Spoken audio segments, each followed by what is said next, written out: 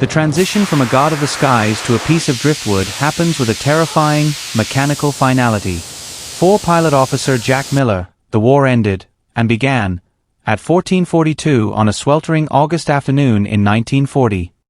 He was at 12,000 feet, his Spitfire MK banking hard to pursue a stray Heinkel, when the steady, reassuring roar of the Rolls-Royce Merlin engine turned into a frantic, metallic, death rattle. A single 20mm cannon shell from a Messerschmitt's deflection shot had found the coolant line. Within seconds, the temperature needle buried itself in the red. White glycol steam hissed into the cockpit, blinding Miller and filling his lungs with a sweet, sickly chemical stench.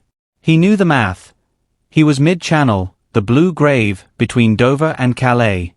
He didn't have the altitude to glide home, and he didn't have the time to pray. Mayday! Mayday!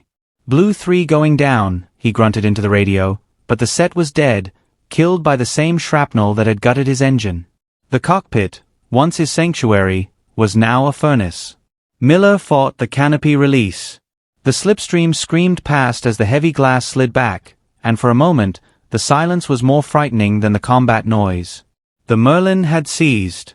The only sound was the whistling of the wind through the radio mast and the distant, staccato pop of machine guns miles above him. At 2,000 feet, the channel looked like a sheet of hammered lead. From the air, the water looked soft, almost inviting. It is a lie. Miller waited until the last possible second, his hands dancing through the bailout routine he had practiced 1,000 times. He unbuckled, kicked himself clear of the seat, and tumbled into the void. The jerk of the parachute was a violent, rib-cracking relief, but as he swung beneath the silk canopy, he watched his Spitfire, his beautiful, lethal machine, strike the water with a plume of white spray. It didn't float. It vanished in seconds, dragged down by the weight of its own armor. The descent was agonizingly slow. Below him, Miller could see the patterns of war on the surface of the water. Oil slicks, floating debris, and the white wakes of high-speed launches. Then came the impact. Hitting the channel at parachute speed is like being struck by a moving truck. The shock of the cold was an electric jolt that sucked the air from his lungs. The heavy, waterlogged silk of the chute threatened to collapse over him like a shroud, dragging him under. Fighting the panic that rises when salt water fills the nose and mouth, Miller fumbled for the release of his Mae West life jacket. It inflated with a hiss, bobbing him to the surface. His next task was the most critical, the K-type dinghy. He pulled the lanyard on the small yellow pack attached to his waist. With a series of mechanical gasps, the rubber boat inflated, a bright, mustard-yellow island, barely 5 feet long. He hauled his waterlogged body over the side, his fingernails clawing at the rubberized fabric. As he collapsed into the shallow, sloshing pool of water inside the dinghy, the scale of his situation hit him. The horizon was a flat, unbroken line. His squadron was gone. The English coast was a hazy, unreachable smudge of white chalk. He was no longer a pilot. He was a speck of bright yellow dust in a blue-gray wilderness, and the tide was starting to turn toward France. From the cockpit, the Battle of Britain was a choreographed ballet of vapor trails and geometric precision. From the floor of a rubber dinghy, it was a chaotic, deafening gutter fight. As Jack Miller bobbed in the gentle swell of the channel, he realized he had been granted the most terrifying seat in the theater. He was watching the greatest air battle in history from the perspective of the prey. The sky above him was a tapestry of violence.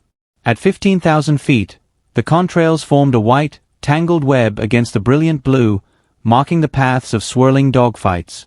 But at sea level, the sounds were different. The high-pitched scream of the Daimler-Benz engines and the throaty roar of the Merlins didn't fade. They dopplered and echoed across the water, sounding like the tearing of giant sheets of canvas. Every few minutes, a sharp tack-tack-tack of machine gun fire would ripple down to him, followed by the heavy, thudding percussion of 20mm cannons. Miller's rubber island was a miserable, cramped space. The floor of the dinghy was barely an inch of fabric separating his spine from the freezing depths of the Atlantic. He sat with his knees tucked to his chin, shivering as the adrenaline of the crash landing wore off. He felt incredibly, dangerously small. To the pilots above, he was invisible, a tiny yellow dot lost in the shimmering reflection of the sun on the waves. Then came the first visitor. A hurricane, smoking heavily from its tail unit, roared over him at less than 200 feet. Miller could see the oil streaks on the underside of the wings and the jagged holes in the rudder. For a fleeting second, he saw the pilot's head turn toward the water, a desperate search for a place to ditch.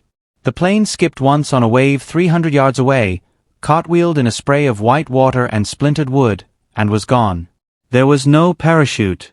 There was only a brief, bubbling oil slick that the channel tides began to pull toward the French coast. Miller screamed, waving his arms, but his voice was swallowed by the wind. He was a witness to a death that no one else would ever record. As the afternoon wore on, the sky became a falling graveyard. He watched a Junkers Ju-87 Stuka, its gull wings broken, spiraling down like a shot bird. He watched bits of debris, shards of aluminum, silk from a shredded parachute, a lone leather flight boot, drift past his dinghy. The war was literally raining down on him.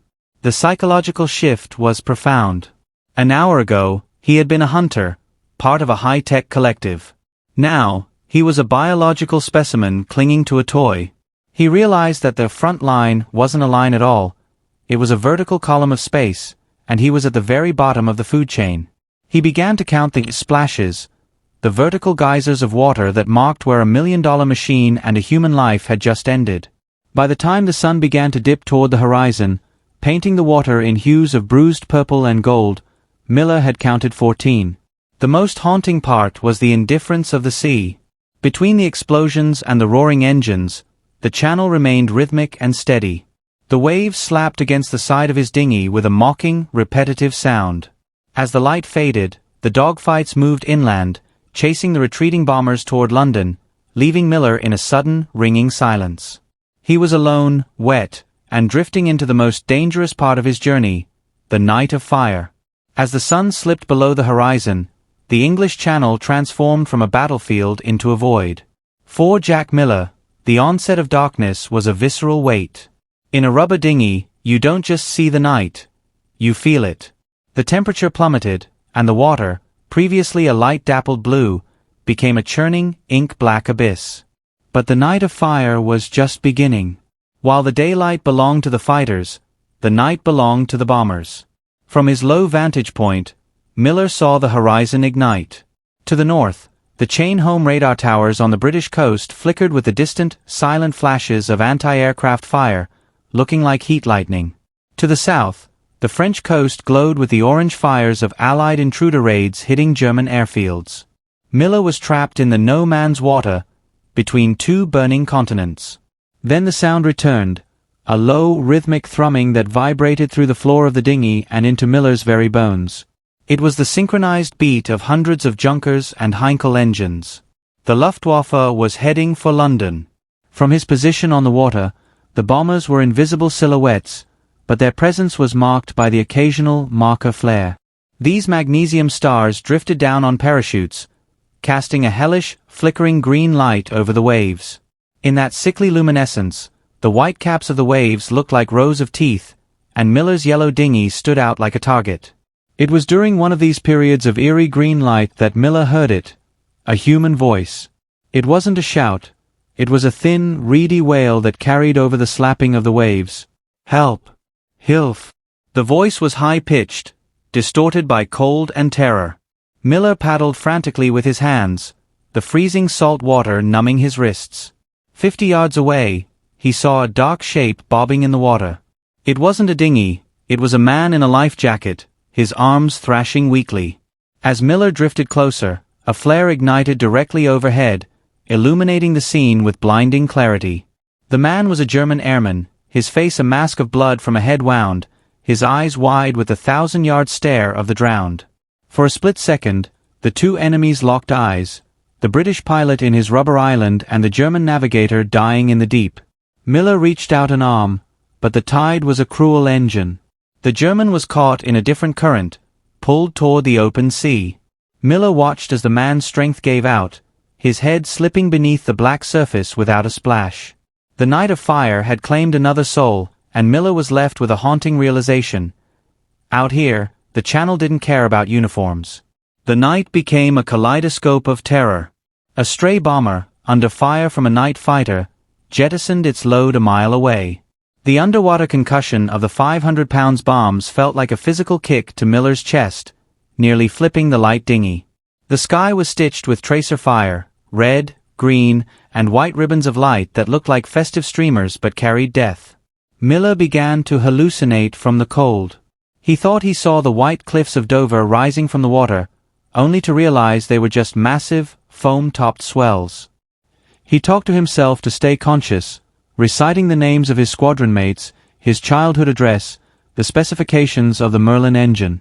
He knew that if he fell asleep, his core temperature would drop, and he would never wake up. He was a spectator to a symphony of destruction, praying for a dawn that promised either rescue or a different kind of ending. The first light of dawn was not the warm, golden herald of the postcards. It was a cold, grey thievery that stripped away the anonymity of the night. As the mist curled off the surface of the channel, Jack Miller found himself staring into the face of a moral and physical crossroads. He was exhausted, his limbs stiff with the onset of mild hypothermia, and his yellow dinghy was slowly losing its structural rigidity, sagging like a dying lung. Then, through the thinning fog, came the sound of a diesel engine, low, guttural, and steady. It wasn't the frantic high pitch of an RAF high-speed launch. It was the heavy, industrial thrum of a German Seenoorddienst, sea rescue, boat. Miller watched as the sleek, grey-painted vessel emerged from the haze about 400 yards away. It was a beautiful, efficient machine of mercy, flying the swastika at its stern. On the deck, German sailors in heavy pea-coats scanned the water with high-powered binoculars. They were looking for their own, the crews of the bombers that had been swatted down during the night of fire, but they wouldn't turn away a British pilot. This was the morning choice. If Miller fired his remaining signal flare now, he would be rescued within minutes. He would be given hot coffee, a dry blanket, and medical attention for his frostbitten fingers. But he would also be a prisoner of war. The war, for him, would be over, spent behind barbed wire in a stalag while his friends continued the fight over London. If he stayed silent, he remained a free man, but a man with a rapidly expiring lease on life. He looked at the English coast. It was still just a teasing, spectral line on the horizon, perhaps 12 miles away. Without a motor or a sail, he was at the total whim of a current that seemed determined to pull him toward the occupied docks of Calais. He gripped the flare pistol in his numb right hand. His thumb rested on the hammer. The German boat was turning, its wake cutting a white scar across the glassy morning water. It was moving closer. He could hear the shouts of the sailors. He saw them pull a floating corpse, one of their own, out of the water with a long gaff hook. The reality of the blue grave was being hauled onto a deck just a few hundred yards away. "Is it worth it?" he whispered to the salt-crusted air. The hunger in his stomach was a sharp, biting animal. The thirst was worse. His tongue felt like a piece of dry leather. To be saved by the enemy was a bitter pill, but to die in a yellow rubber tub for the sake of a missing in action report felt like a waste of a life that could still fight. He watched the German boat pause. A sailor pointed a finger in his general direction. Miller froze. He didn't fire. A sudden, irrational surge of defiance flared up in his chest. It wasn't just patriotism. It was a refusal to let the machine of the enemy be the thing that dictated his survival. He sank lower into the dinghy, trying to blend into the shadows of the swells. He watched the grey boat linger for 5 agonizing minutes before its engines roared louder, its bow lifted, and it sped off toward the French coast. The silence that returned was heavier than the night had been. He was alone again, but the choice had changed him. He had gambled his life on a maybe from the British side rather than a certainty from the Germans. As the sun rose higher, burning away the mist, Miller realized that he had committed to a slow death unless the universe provided a miracle. He closed his eyes, drifting in a state between prayer and delirium, waiting for a sign that his defiance hadn't been a suicide note. The miracle did not arrive with the roar of a Royal Navy destroyer or the frantic spray of an RAF launch. It arrived with the smell of diesel and old fish. By the 10th hour of his ordeal, Jack Miller had entered a state of warm delirium. The hypothermia was playing tricks on his brain. He no longer felt the biting cold of the channel, but rather a deceptive, drowsy heat. He lay in the bottom of the sagging dinghy, his eyes half closed, watching the sky. He had missed the sound of the engine at first, mistaking it for the rhythmic pounding of his own heart. It was a sharp, screeching cry of a seagull that jolted him back to reality. He forced his head up, his neck clicking with the effort. There, barely 200 yards away, was a battered, salt-stained wooden hull. It was a fishing trawler, the Mary Jane, out of Brixham. It looked like a relic from another century, its paint peeling in long, scaly strips, its deck cluttered with tangled nets and rusted winches. To Miller, it was the most beautiful sight in the British Empire. He tried to scream, but his throat was a desert. All that came out was a dry, rasping wheeze. Panic flared. This boat was moving slow, dragging nets, but it was moving. If they didn't see him now, the current would sweep him behind their wake and into the empty expanse of the North Sea. He fumbled for his flare pistol, his fingers feeling like thick, frozen sausages. He squeezed the trigger. Click. The firing pin struck a damp primer. A dud. The flare had been submerged in salt water for too long. He threw the pistol aside in a fit of weak-handed rage and grabbed the small, circular signaling mirror from the survival kit. With shaking hands, he caught the midday sun and flashed it toward the trawler's wheelhouse. Flash. Flash. Flash. On the deck of the Mary Jane, a grizzled fisherman named Elias Thorne was gutting a meager catch of mackerel when he saw the glint. He squinted against the glare, thinking it was just the sun hitting a piece of floating glass. Then he saw the mustard seed, the tiny yellow dot bobbing in the troughs of the waves. He didn't wait for an officer's command. He hammered on the glass of the wheelhouse and pointed. The trawler began to bank, a slow, heavy turn that seemed to take an eternity. As the wooden hull loomed over him, Miller felt the sudden, massive scale of the ship. The engine was cut, and the Mary Jane drifted alongside, its heavy timbers groaning. A thick, tar-scented rope snaked down from the rail, splashing into the water beside the dinghy. "Easy now, son. We've got you." A voice boomed, a thick West Country accent that sounded like home. The fishermen didn't have the sophisticated stretchers of the rescue launches. They used a large, heavy-duty wicker fish basket. Two men lowered it down on a winch, and Miller, using the last of his primal strength, rolled his body into the damp, smelling wicker. As he was hoisted into the air, the rubber dinghy, his home for 14 hours, was swamped by the trawler's wash and vanished beneath the hull. When his feet hit the wooden deck, Miller collapsed. The fishermen crowded around him, their faces etched with the deep lines of a life spent at sea. They didn't see a war hero or a pilot officer, they saw a freezing boy. They wrapped him in a heavy, grease-stained wool blanket that smelled of engine oil and tobacco. One of them pressed a mug of tea into his hands, tea that was so hot it scalded his lips and so sweet it made his teeth ache. As the Mary Jane turned its bow toward the distant white smudge of England, Miller sat on a coil of rope, his body shaking with uncontrollable tremors. He watched the horizon where he had spent the night. He looked at the vast, indifferent channel and then at the rough, calloused hands of the men who had pulled him out. He had survived the blitz of the skies, only to be saved by the humblest craft in the water. When the Mary Jane finally bumped against the stone quay of the harbor, Jack Miller stepped onto solid ground, but his mind remained adrift. The physical recovery was relatively swift, the warmth returned to his fingers, the salt was scrubbed from his pores, and the blue grave chill was replaced by the stifling heat of a military hospital ward. But the psychological transition was far more treacherous. He had returned from the dead, but he had brought the ghosts of the Channel back with him. For the other pilots in his squadron, the war was a series of snapshots, a target in the crosshairs, a frantic brake turn, the blur of the airfield. They lived in a world of high-velocity action where death was usually instantaneous, a flash of fire and then nothing. Miller, however, had been forced to witness the aftermath. He had spent 14 hours in the slow-motion sector of the war. He couldn't unsee the hurricane cart wheeling into the waves or the way the oil slick looked like a spreading bruise on the water.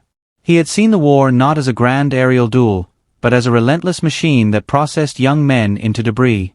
The battlefield spectator effect is a specific kind of trauma. Most soldiers are shielded by the tunnel vision of combat. The brain shuts down everything except survival and the task at hand. But as a spectator, Miller had no task. He was a passive observer of his own potential demise and the actual demise of others.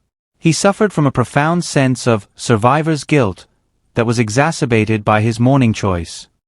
He kept seeing the face of the German navigator who had drowned 50 yards away. In the quiet of the night, the hospital's white sheets felt like the freezing spray of the channel, and the hum of the ventilation system sounded like the distant, rhythmic thrum of the Sea-Nautian's boat he had rejected. He found he could no longer talk to his fellow pilots about kills. To them, a confirmed kill was a mark on a scoreboard. To Miller, a kill was a man thrashing in a life jacket in the green magnesium light of a flare, screaming for a mother or a god in a language that didn't matter once the water reached his lungs. He had reached the bottom of the food chain, and the view from there was terrifyingly egalitarian. When he was cleared to fly again 3 weeks later, Miller climbed into a new Spitfire. He settled into the cockpit, the familiar smell of leather and high-octane fuel surrounding him. But as he looked out through the canopy at the English Channel, it no longer looked like a strategic boundary or a scenic vista. It looked like a vast, hungry mouth. He realized that every time he flew over that water, he was looking at a cemetery. He became a more cautious pilot, not out of cowardice, but out of a deep, haunting respect for the physics of the fall. He had learned the secret that the generals and the posters ignored. The machine of war is fragile, the sea is infinite, and the distance between being a hero of the skies and a yellow in the abyss is only a single coolant line away. Miller survived the war, but he never truly left that dinghy. For the rest of his life, he couldn't stand the smell of fish, and he could never look at a clear blue horizon without searching for a splash. He remained a spectator to the tragedy, a man who had seen the symphony of destruction from the front row and realized that, in the end, the music was just the sound of men drowning in the dark.